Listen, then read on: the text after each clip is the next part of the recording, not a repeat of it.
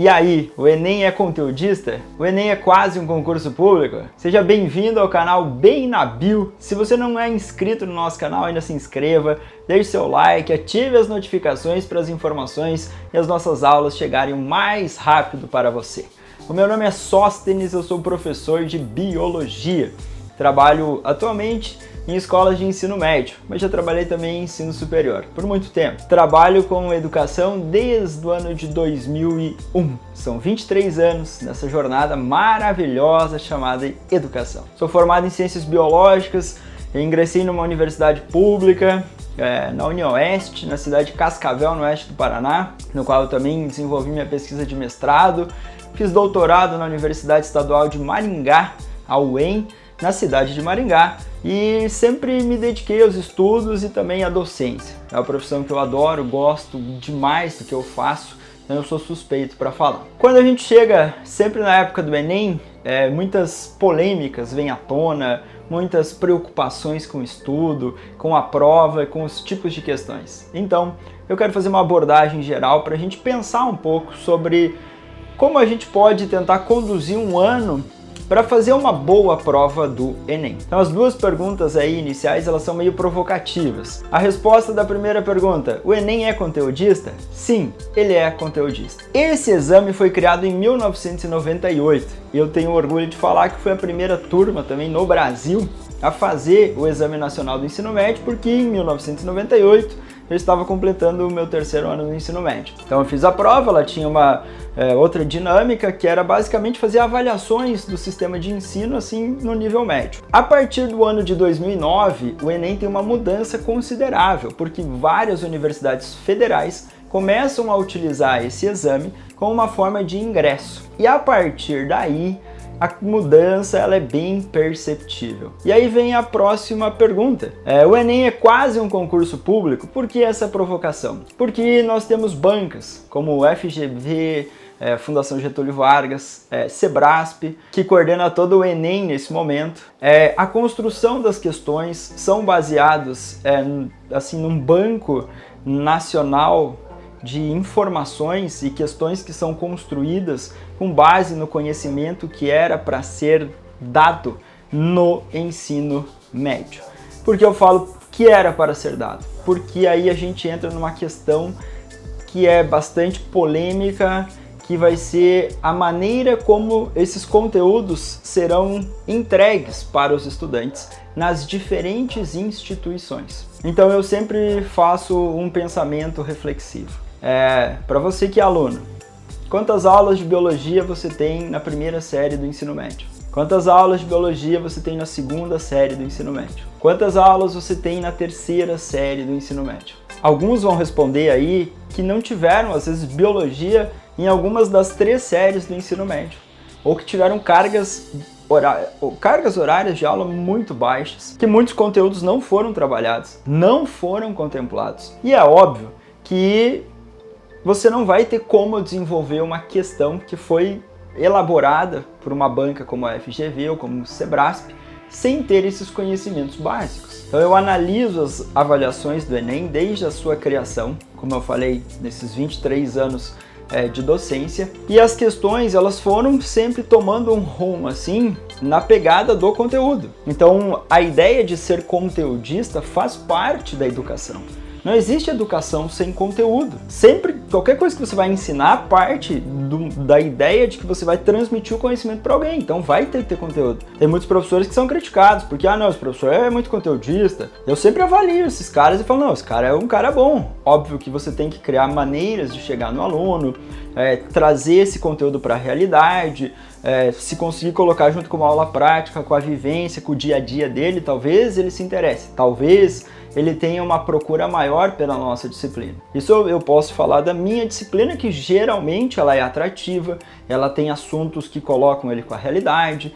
Quando você vai falar sobre anatomia humana, fisiologia humana, geralmente tem uma certa curiosidade. Então é um momento que você pode chamar o aluno para você e falar, opa, vamos tentar resgatar e vamos tentar construir o conhecimento com essa base aí de troca de informações. Mas eu também sei que isso não é uma realidade de todas as escolas do nosso país. A ideia de construir as questões pela teoria da resposta ao item, ela é muito interessante, porque ela vai analisar a proficiência desse aluno com base nesse conhecimento, tipo fácil, médio e difícil. 2 alunos que tiveram o mesmo número de acertos, segundo a TRI, podem ter notas bem diferentes, porque eles acertaram questões que às vezes eram fáceis e médias. Então, essa teoria da resposta ao item vai jogar uma nota maior. Aí o cidadão que acertou uma fácil, uma média e 3 difíceis, e a nota é menor, porque não condiz basicamente com a ideia da construção do conhecimento. Eu, geralmente, elaboro questões ou pego questões de banco de questões para montar provas para os meus alunos. E essa teoria clássica do teste tem 10 questões lá de biologia. Cada questão tem um ponto. Se ele acertar as 10 questões, ele tira 10 ou 100 na prova. Ó, legal, nota máxima, vai ficar feliz, todo mundo vai ficar feliz, o professor, a família e o aluno. Só que eu não consigo medir essa proficiência dele no sentido construir questões fáceis, médias, difíceis, dar nota diferente para ele em relação aos acertos que ele teve, porque cada questão basicamente tem a mesma pontuação. Então, se ele acertar a pergunta que eu faço, qual é a estrutura da célula responsável pela respiração celular? E ele respondeu, mitocôndria. Aí eu pergunto, qual é o transportador de elétron na membrana interna da mitocôndria? Aí eu já construí uma dificuldade bem maior para ele. Mas se ele chutar e acertar, é a mesma pontuação. Então, na teoria clássica do teste, a gente tem um modelo de avaliação, geralmente nas escolas, e a TRI é uma metodologia diferente. Então eu já penso assim, poxa, mudar toda essa estrutura de avaliação, ela se faz necessária. Sempre que a gente vai falar em avaliação em escola, é polêmica, sempre tem discussão, faz não sei quantos anos que a gente discute como melhorar esse sistema de avaliação. Mas isso é uma construção a longo prazo. As avaliações, geralmente baseadas na teoria da resposta ao item, a TRI, elas são usadas em sistemas internacionais, então elas deveriam ser mais comuns nos sistemas educacionais. Claro que despende mais tempo para construir a questão, para elaborar, para calibrar, para testar, mas se faz necessário em algum momento. Diferenças em relação às avaliações depois que sai o resultado. Então saiu o gabarito oficial aí nessa semana. Nós tivemos a nossa correção, se você não assistiu, assista lá no canal bem na bio a nossa correção. Eu falei que aquela questão das aves lá, eu falei, cara, no momento que eu peguei a prova, tava fazendo rápido a prova, eu falei, poxa, como biólogo, eu falei, não, eu ia pensar nessa, mas o INEP ia dar essa como resposta. Então a letra B lá dos músculos e da dinâmica. Mas é uma questão que também você tem que pensar, raciocinar e fazer assuntos. Mas ok, talvez ela vá para média difícil de acordo com o número de acertos ou erros. Mas questões como micronúcleos, a origem de micronúcleos. Questão como NAD transportando os elétrons. Poxa, são questões que têm uma pegada mais difícil. São umas questões que envolvem muito mais conteúdos e um aprofundamento de conteúdos que nem sempre é possível no ambiente escolar. Às vezes por falta do próprio professor, por falta da própria estrutura, por falta de bibliografia, por falta de luz, por falta de um aluno que está ali focado para o estudo. Então você tem vários e vários problemas que sim são uma realidade e eles vão se refletir na prova ou no Exame Nacional do Ensino Médio. Não tem como não ter essa reflexão. Ela vai existir. Dessa maneira, as políticas afirmativas ou as ações afirmativas que existem, elas são necessárias para que essas injustiças não se perpetuem ou que elas não fiquem sendo reproduzidas a cada ano. O Enem é uma porta da entrada para a universidade? Sim, é uma porta de entrada para a universidade. Muitas pessoas, muitas famílias e muitos de vocês mudaram a realidade porque entraram em uma universidade. A nossa discussão também é mesmo os dados do Enem. Eu baixei os dados ali, tem uma pasta, fiquei uns 10 minutos baixando dados, e isso são microdados em relação às famílias, a renda familiar, os familiares tinham ou não tinham ensino superior, e a gente começa a ver aí diferenças consideráveis em relação ao reflexo disso nos filhos, no estudo, na preocupação com a sua construção. Então, para você que fará os futuros exames nacionais, a sua preparação ela deve ser contínua, desde o ensino fundamental 2.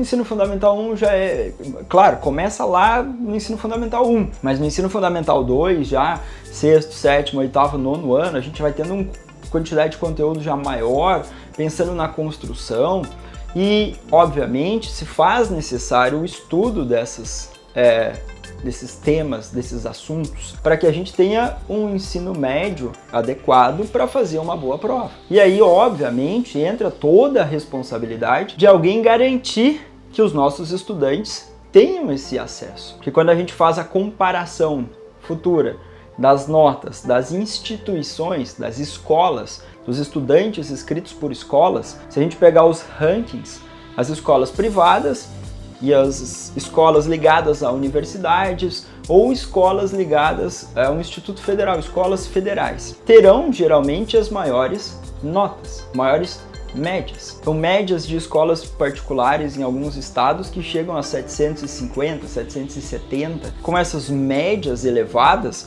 você consegue concorrer a cursos que são chamados de cursos elitizados, que tem uma concorrência maior. Quero fazer medicina na Universidade Federal X ou Y.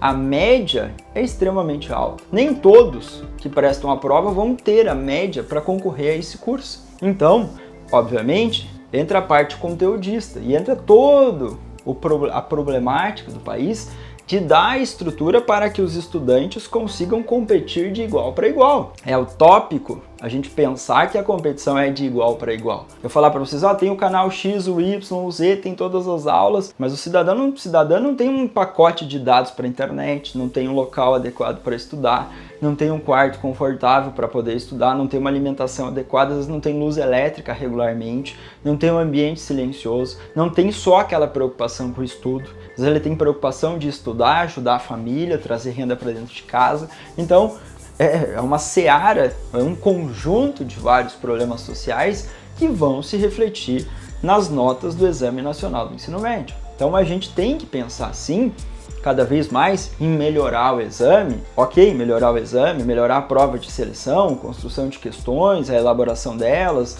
elas serem inéditas, evitar os equívocos, evitar as fraudes, mas a parte antes da execução da prova, ela também tem que ser pensada, ela tem que ser reestruturada. Carga horária de determinadas disciplinas nas escolas, o cumprimento dessas cargas horárias, a escola oferecer as informações e os conteúdos adequados. Quantos simulados vocês fizeram na escola de vocês? Quantos simulados vocês fizeram na escola de vocês que usa teoria de resposta ao item? Quantos simulados vocês conseguiram fazer e analisar a sua nota, seus dados e fazer a comparação? Eu sei que alguns conseguem fazer isso, alguns mantêm essa ritmicidade, a escola oferece, mas uma boa parte da população não vai ter essa preparação prévia. Hoje temos plataformas diferentes, forma das informações chegarem, mas também isso envolve toda uma estruturação para que o aluno consiga desenvolver a sua capacidade de estudo, ter um acompanhamento contínuo de estudo,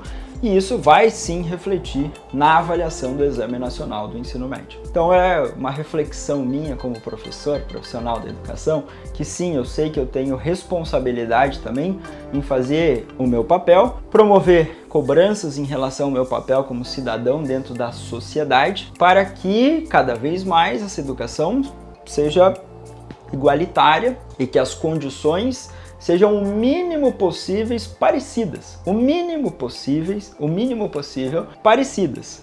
Porque senão a gente não vai ter, obviamente, uma exemplificação de notas elevadas, por exemplo, na minha área, ciências da natureza, que geralmente tem médias bastante baixas em relação a toda a construção das disciplinas de biologia, física e química. Então a gente tem que pensar assim na manutenção do Exame Nacional do Ensino Médio, uma porta de entrada para a universidade.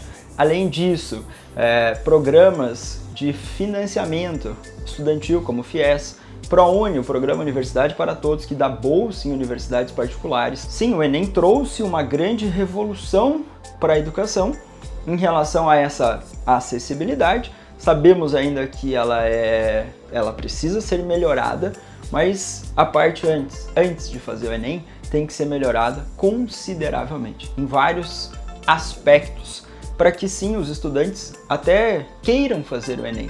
Que a gente vê uma diminuição considerável de jovens que não se inscrevem para fazer o Exame Nacional do Ensino Médio, ou não tem nem interesse em prestar a prova e continuar os seus estudos no ambiente universitário. A gente tem que lutar dia a dia, constantemente, para resgatar esses jovens, para trazer eles para esse ambiente estudantil, criar mecanismos para que, além de entrar, eles se mantenham nessa ritmicidade de estudo. E o nosso país, infelizmente, é um pouco falho em muitos aspectos para fazer esse resgate e essa manutenção. Eu não sei como resolver, mas eu vou tentar me dedicar sempre para auxiliar e tentar resolver, e que a longo prazo essas diferenças sejam diminuídas. Se você não é inscrito em nosso canal, inscreva-se, deixe seu like. A gente vai ter várias aulas de biologia com diferentes assuntos para tentar auxiliar vocês a fazer boas provas do Enem, bons vestibulares que vocês irão prestar futuramente, e que vocês tenham sim um gosto por estudar, um gosto por querer frequentar a universidade. É um ambiente ímpar, plural, um ambiente cultural, é um ambiente extremamente necessário para a sociedade. Um abraço e bom estudo para todos vocês.